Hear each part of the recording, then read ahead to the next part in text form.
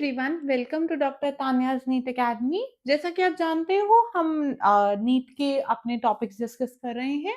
आज की क्लास के अंदर हम रेस्पिरेशन जो एक यूनिट है, रेस्पिरेशन इन प्लांट, उसके पीवाईक्यू डिस्कशन करेंगे। आप जानते हो, मैं आपको बेसिक रेस्पिरेशन का क्रेब्स साइकिल और आपको ग्लाइकोलिसिस, आपका इंटरमीडिएट पार्ट वहां तक पढ़ा चुकी हूँ। तो अगर किसी को उसमें कोई डाउट हो तो वो मेरी पुरानी रिकॉर्डिंग देख सकता है। लास्ट एक टॉपिक रह गया उसका ईटीसी, जो मैं जल्द ही एक आधे दिन में आपको उसकी वीडियो भी प्रोवाइड कर दूंगी। चलो तो स्टार्ट करते हैं आज की class with the PYQ discussion. जितना मैंने पढ़ा रखा है उन्हीं से ही रिलेटेड आपके प्रीवियस ईयर क्वेश्चन थे जो नीट के अंदर आए हैं, हम उनको डिस्कस करने वाले हैं। तो let's start with today's class. Total 10 MCQs discuss करेंगे। I hope you would able to easily understand it. चलो, पहला क्वेश्चन नीट 2019 का है। Conversion of glucose to glucose 6-phosphate is the first irreversible reaction of glycolysis catalyzed by। Glucose से glucose 6-फॉस्फेट बना, phosphate जुड़ा। जब भी फॉस्फेट जुड़ता है या फॉस्फेट निकलता है, हमने पढ़ा था उस एंजाइम का नाम होता है, लास्ट में काइनेज लगा होता है। ठीक है, क्या पढ़ाया था मैंने आपको? ग्लूकोज से ग्लूकोज 6-फॉस्फेट बन रहा है तो मैं उस काइनेज को ग्लूकोकाइनेज भी बोल सकती हूँ। And since glucose is a 6 carbon sugar तो उसको हेक्सोकाइनेज भी बोला जाता है। So this is the enzyme which is involved in the conversion of glucose to glucose 6-phosphate। अब ऑप्शन देख लेते हैं। हेक्सोकाइनेज ये वैसे करेक्ट आंसर है, बट और ऑप्शंस में जाते हैं। इनोलेज। इनोलेज अगर आपको याद हो तो हम जब सेकंड लास्ट स्टेप पढ़ेंगे, जब आपने पढ़ा होगा ग्लाइकोलिसिस का, वहां फॉस्फोइनोल पाइरुवेट से पाइरुवेट बनता है। उससे पहला वाला जो स्टेप होता है जिसमें फॉस्फोइनोल पाइरुवेट बनता है, वहां हमने पढ़ा था पानी बाहर निकलता है, वो एंजाइम था इनोलेज। फॉस्फोफ्रक्टोकाइनेज, तो आपने ग्लूकोज से ग्लूकोज 6-फॉस्फेट पढ़ा, ग्लूकोज 6-फॉस्फेट से फ्रक्टोज 6-फॉस्फेट पढ़ा, और फ्रक्टोज 6 से फ्रक्टोज 1,6-बिसफॉस्फेट पढ़ा। वहां पर भी फॉस्फेट आके जुड़ा तो काइनेज एंजाइम होगा। वहां पे जो एंजाइम था उसको फॉस्फोफ्रक्टोकाइनेज बोलते हैं। उसके बाद फ्रक्टोज 1,6-बिसफॉस्फेट आपको याद होगा दो चीजों में डिवाइड होता है, इस एंजाइम को एल्डोलेज कहते हैं। टोटल मैंने आपको पढ़ाया था ये 10 स्टेप का प्रोसीजर होता है, जिसमें से 3 इरिवर्सिबल स्टेप्स हैं, बाकी सारे के सारे रिवर्सिबल हैं। टोटल मेरे जितने भी 10 स्टेप्स हैं उसमें 10 एंजाइम है, उसमें से जो 4 एंजाइम्स होते हैं ना, उसमें कहीं ना कहीं हमारी एटीपी की बात होती है, और उन 3 में से 3 एंजाइम जो है उनका नाम काइनेज पर होता है, और वो तीनों के तीनों इरिवर्सिबल है। एक ये पहला स्टेप ग्लूकोकाइनेज वाला, ये तीसरा स्टेप फॉस्फोफ्रक्टोकाइनेज वाला, और लास्ट वाला पाइरुवेट काइनेज। ये 3 आपके इरिवर्सिबल स्टेप है, याद रखना, भूलना मत। It is very very very very important. I hope ये क्वेश्चन समझ आ गया होगा। अब चलते हैं आगे नेक्स्ट क्वेश्चन के towards. In glycolysis during oxidation electrons are removed bye.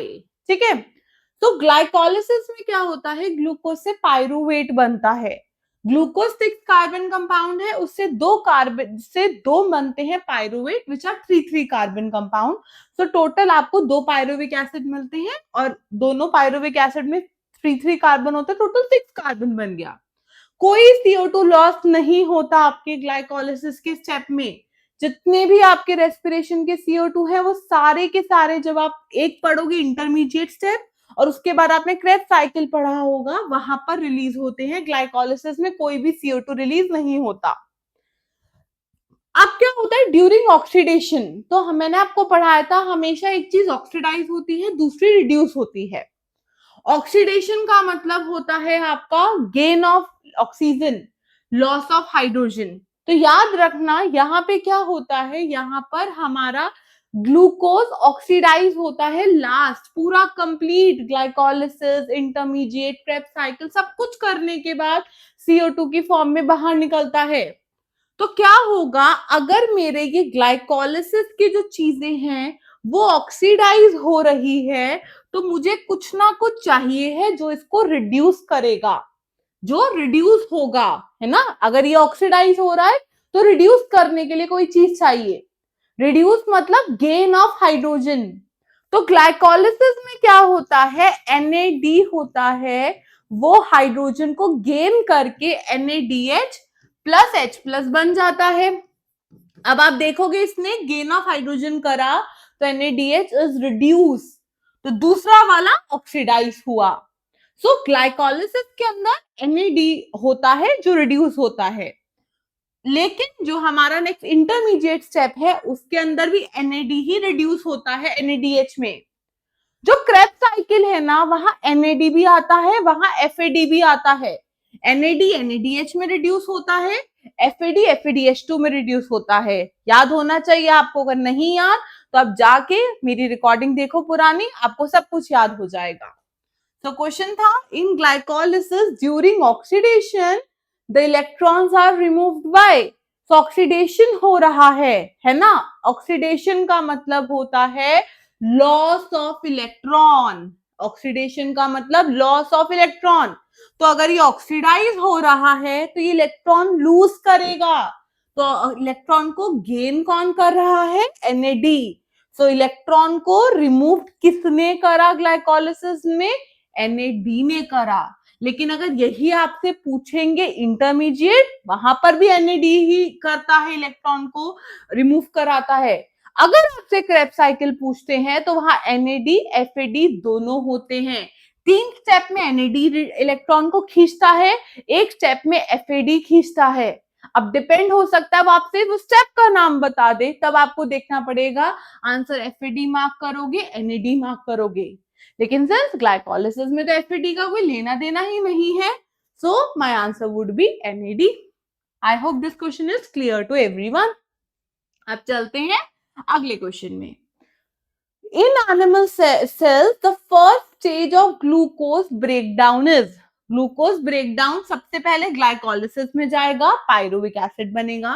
फिर पायरुविक एसिड इंटरमीडिएट स्टेप में जाएगा, वो बनाएगा एसिटाइल कोएंजाइम में, और एसिटाइल कोएंजाइम में क्रेब्स साइकिल में जाएगा, उससे CO2 बाहर निकलेंगे। और फिर फाइनली ये जो आपके NAD FAD बने हैं ना, NADH बना, FADH2 बना, उससे हमारी एनर्जी प्रोडक्शन होगी, वो होगी इलेक्ट्रॉन ट्रांसपोर्ट चेन में। तो first step of glucose breakdown is glycolysis and last step is ETC, electron transport chain. तो उन्होंने पूछा फर्स्ट स्टेज क्या होती है, तो वी विल मार्क ग्लाइकोलिसिस। और इलेक्ट्रॉन ट्रांसपोर्ट चेन में इलेक्ट्रॉन ट्रांसफर होते हैं, और वो इलेक्ट्रॉन ट्रांसफर होने के बाद वो इलेक्ट्रॉन ऑक्सीजन को मिल जाते हैं। ऑक्सीजन इलेक्ट्रॉन लेकर पानी बनाता है। This is electron transport chain. और ये जो एनर्जी से निकली ना, वो एनर्जी आपकी ATP की प्रोडक्शन में यूज होती है। वो स्टेप होता है oxidative phosphorylation. So ETC and oxidative phosphorylation coupled होते हैं। पहले ETC होता है और फिर वो जो एनर्जी रिलीज होती है ना ETC में, वो जाके हमारी ऑक्सीडेटिव फॉस्फोराइलेशन में चली जाती है, याद रखना। ठीक है, अब चलते हैं अगले क्वेश्चन पे। What is the end product of glycolysis? अभी तो पढ़ाया मैंने, ग्लाइकोलिसिस में एक ग्लूकोज से 2 पायरुवेट बनते हैं, तो pyruvic acid is the end product of glycolysis. Simple सा क्वेश्चन, कोई डाउट होना ही नहीं चाहिए। अगला क्वेश्चन पे चलते हैं। EMP can produce a total of. अब देखो EMP की फुल फॉर्म याद करो, क्या पढ़ाया था, एम्बेडेड मेयरहोफ पार्टनर्स रिएक्शन। ये ग्लाइकोलिसिस का ही दूसरा नाम है। ऐसे ही मैंने आपको पढ़ाया था क्रेब्स साइकिल में पहला प्रोडक्ट सिट्रिक एसिड बनता है, तो क्रेब्स साइकिल को सिट्रिक एसिड साइकिल भी बोलते हैं, क्रेब्स साइकिल को सिट्रिक एसिड भी बोला।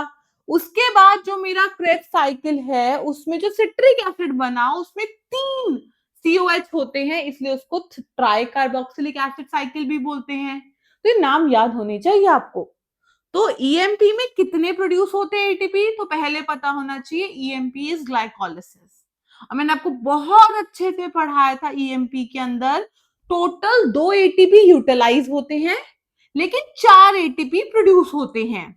तो नेट हमारा जो एटीपी प्रोडक्शन होती है वो 2 एटीपी प्रोड्यूस होते हैं ग्लाइकोलिसिस में, 2 यूटिलाइज हुए 4 बने तो net production of ATP is 2। लेकिन अब यहां 2 तो कोई ऑप्शन में है नहीं, तो हम सोचेंगे कि एटी आपके ग्लाइकोलिसिस में NADH कितने बनते हैं। अगर याद होगा NADH आपके टोटल 2 बनते हैं और एक NADH 3 एटीपी बनाता है और एक FADH2 2 एटीपी बनाता है। तो सिर्फ यहाँ 2 बने तो 2 दूनी 4, सॉरी 2 बने और 3 आपका एक NAD 3 एटीपी बनाता है तो 6 एटीपी। सो 6 एटीपी NADH से बने, 2 एटीपी डायरेक्ट बने, टोटल बन गए 8 एटीपी।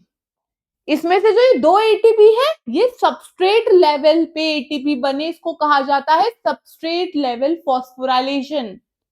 और ये जो 6 एटीपी बने हमने पढ़ा ना ऑक्सीडेटिव फॉस्फोराइलेशन में बनते हैं, ईटीसी और ऑक्सीडेटिव फॉस्फोराइलेशन में, तो ये 6 बने आपके ईटीसी ऑक्सीडेटिव फॉस्फोराइलेशन में। तो आपसे अगर क्वेश्चन पूछते, इन्होंने पूछा टोटल कितने बने, तो टोटल में आप दोनों को ऐड कर दोगे। अगर पूछते सबस्ट्रेट लेवल में ग्लाइकोलिसिस में कितने बने तो 2 बोलते। अगर बोलते ऑक्सीडेटिव फॉस्फोराइलेशन में ग्लाइकोलिसिस कितने बनाता है, 6 बनाता है। तो याद रखना क्वेश्चन वो किसी भी तरीके से आपका घुमा के आपके एग्जाम में आ सकता है। चलो अब चलते हैं अगले क्वेश्चन पे। Incomplete oxidation of glucose into pyruvic acid. Glucose से पायरुविक एसिड बनना क्या होता है, क्या होता है, ग्लाइकोलिसिस होता है। ये TCase tri carboxylic acid cycle which is your Krebs cycle. ये और ये तो वैसे भी ऑप्शन सेम है, HMS पाथवे हमें नहीं पढ़ना। So this would be my answer. अगले क्वेश्चन पे चलते हैं। This has came in the year NEET 2023। पढ़ते हैं क्या क्वेश्चन है। 2 स्टेटमेंट गिवन है, असर्शन रीजन अब आंसर बताओ। ATP is used at 2 step in glycolysis। पढ़ा था ना 2 ATP यूज होते हैं, 2 स्टेप पे ATP यूज होता है और 2 पे प्रोड्यूस होता है। जो यूज होते हैं वो सिंगल सिंगल स्टेप वाले होते हैं और जो प्रोड्यूस होते हैं, देखो अगर मैं आपको थोड़ा सा रिमाइंड करा दूं, थोड़ा सा कंफ्यूजन हो सकती है आपको। यहां तक आपकी ग्लाइकोलिसिस एक बार ही चलती है, यहां तक की। उसके बाद 2 ये 3 कार्बन के बने तो एक बार 3 कार्बन ऐसे जाएगा, फिर एक बार ये वाला 3 कार्बन जाएगा। तो आप कह सकते हो ये स्टेप के बाद सारे स्टेप डबल में होते हैं। तो एक एटीपी आपका यहां बनता है, एक एटीपी यहां बनता है, तो टोटल सिंस डबल में स्टेप होंगे तो 4 एटीपी बने। लेकिन जो यूटिलाइज हुए, एक यहां पे हुआ एक यहां पे हुआ, तो यूटिलाइजेशन तो 2 पे ही होगा ना। तो क्वेश्चन में क्या था हमारा क्वेश्चन कह रहा था कि ATP is used eight 2 step in glycolysis. बिल्कुल ठीक, कोई गलती नहीं है। अब पढ़ लो क्या लिखा है। First ATP is used to convert glucose into glucose 6 phosphate and second ATP is used to convert fructose into fructose 1,6 bis phosphate. बिल्कुल ठीक, assertion भी ठीक और रीजन भी ठीक है। So I can say both assertion and reason are correct and R is the correct explanation of A। बिल्कुल सही explanation है, तो ये हो गया मेरा आंसर। अब क्या चीज याद रखना, देखो थोड़ा सा ना एक हिंट भी है। ग्लूकोज से ग्लूकोज 6 फॉस्फेट, इसको एक फॉस्फेट मिला तो एटीपी टूटा होगा, उससे एडीपी बनता है प्लस फॉस्फेट बनता है, वो फॉस्फेट यहाँ पे जुड़ गया। तो किसी भी स्टेप में वहां बोल रहा है एटीपी यूज हो रहा है तो उसका जो प्रोडक्ट होगा उसमें फॉस्फेट जुड़ा होगा, तो ये भी होना चाहिए। तो एक छोटा सा ट्रिक है, देख लेना आपके क्वेश्चन बन जाएंगे। लेकिन अगर कॉन्सेप्ट आता है फिर तो कोई पंगे की बात ही नहीं है, फिर तो बहुत इजी रहेगा आपके लिए समझना। तभी हमेशा मैं बोलती हूँ कि चीजों को क्रैम मत करो, चीजों को समझ के पढ़ो। समझ के करोगे ना तो कितना भी डिफिकल्ट क्वेश्चन आ जाए आप उसका आंसर दे दोगे। लेकिन अगर यही आपने रट्टा मारा होगा ना तो फंस जाओगे फिर। तो इस चीज को ध्यान रखना। अब चलते हैं अगले क्वेश्चन पे, विच वाज AIPMT 2014 का। In which one of the following processes CO2 is not release. ठीक है, aerobic respiration in plant, aerobic respiration in animal। aerobic का मतलब ही यही है aerobic। anaerobic होता है जिसको ऑक्सीजन नहीं चाहिए होती, aerobic कंडीशन वो होती है जो ऑक्सीजन चाहिए होती है। तो ऑक्सीजन आपका यूज होता है एरोबिक के अंदर। हमें पता है ग्लूकोज के अंदर ऑक्सीजन मिलती है तो उसके अंदर CO2 और वाटर बनता है। तो चाहे एरोबिक रेस्पिरेशन प्लांट में हो चाहे एनिमल में हो, जिसके पास ऑक्सीजन है और ग्लूकोज है वो CO2 और वाटर बनाएगा। तो यहाँ पे भी CO2 बनेगा, यहाँ पे भी CO2 बनेगा। उसके बाद है लैक्टेट फर्मेंटेशन और अल्कोहलिक फर्मेंटेशन। मैंने आपको बताया था दो तरीके होते हैं। अगर बॉडी में ऑक्सीजन है तो ग्लाइकोलिसिस के बाद intermediate Kreb ETC oxidative phosphorylation.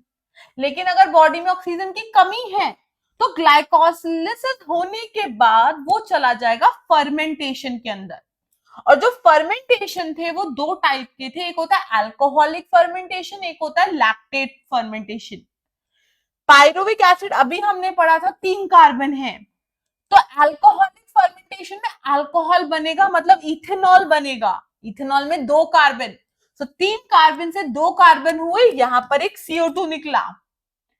दूसरा होता है पायरुविक एसिड से लैक्टिक एसिड बनेगा, दोनों के दोनों 3 कार्बन है, बोथ आर 3 कार्बन कंपाउंड, तो इसके अंदर CO2 नहीं निकलेगा। तो अब अगर आप ऑप्शन पे आओ, एल्कोहलिक फर्मेंटेशन और लैक्टेट, किसमें नहीं निकलता? लैक्टेट में नहीं निकलता, अल्कोहलिक में भी निकलता है, एरोबिक में भी निकलता है। आई होप ये क्वेश्चन क्लियर हो गया सबको। तो अब चलते हैं अगले क्वेश्चन पे। ये AIPMT 2010 का क्वेश्चन है। The energy releasing metabolic process in which substrate is oxidized without an external electron acceptor is called as the energy releasing metabolic process। पहली चीज देखो, एक टर्म होती है metabolism. Metabolism is made up of 2 thing, one is catabolism and one is anabolism. Anabolism होता है चीजों का बनना, कैटाबॉलिज्म होता है टूटना। So catabolism plus anabolism will make you metabolism. So energy releasing metabolic process का मतलब है एनर्जी बाहर निकल रही है। हमेशा जब चीज टूटती है तब एनर्जी निकलती है। जब कोई नई चीज बनती है उसके अंदर एनर्जी स्टोर होती है। So energy releasing metabolic process in which substrate is oxidized without an external electron acceptor। अब देखो क्या याद रखना है, फर्मेंटेशन हमने पढ़ा, फर्मेंटेशन के अंदर ग्लाइकोलिसिस होगा, देन आपका ये फर्मेंटेशन आ जाता है। अब देखो मैंने आपको कहा कौन कौन इलेक्ट्रॉन एक्सेप्टर है, NAD इलेक्ट्रॉन एक्सेप्टर होता है, एक FAD होता है, और फाइनली ये अपने इलेक्ट्रॉन किसको दे देते हैं? O2 को। तो हमने पढ़ा NAD as electron acceptor, FAD as electron acceptor and oxygen as electron acceptor. Glycolysis में 2 NAD बने थे, आपके याद है ना, 2 पायरुवेट बने, 2 NAD बने।